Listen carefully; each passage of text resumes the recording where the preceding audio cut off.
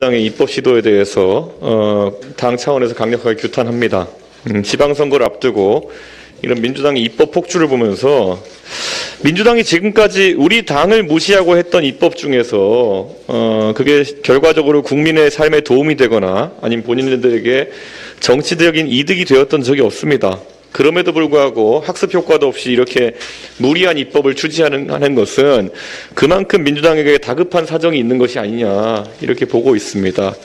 본인들이 지난 5년 동안에 했던 여러 과오에 대해 가지고 이런 식으로 입법 폭주를 통해 가지고 방탄을 하려고 하는 것은 말 그대로 규탄 등에 대한 그런 어떤 행동이다 이렇게 생각합니다.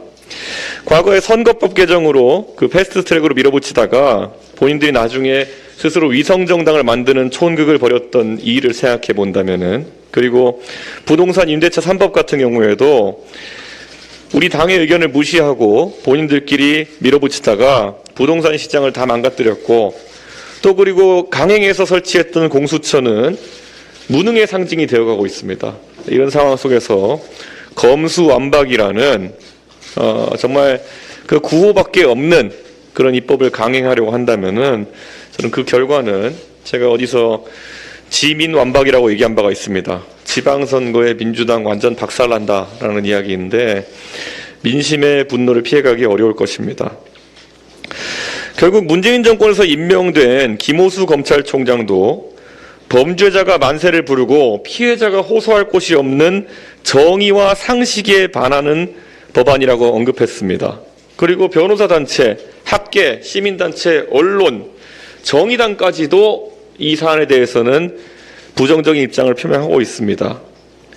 현재 국민들은 대장동 사건이나 경기도 법카 유용 사건, 청와대 울산시장 선거 개입 등 여러 문재인 정부 하에서 있었던 비리 사건에 대한 수사가 이루어지지 않는 것에 대해 가지고 의구심을 가지고 있습니다.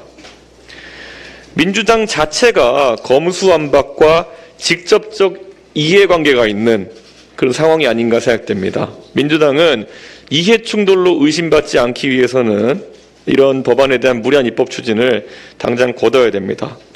그리고 이러한 무리한 정치적 시도를 존경하는 박병석 국회의장께서 용인할 것인지 이것도 초유의 관심사입니다. 그리고 문재인 대통령께서도 이 법안에 대해 가지고 거부권을 행사하실지 등의 여부에 대해서 국민들은 주목하고 있습니다.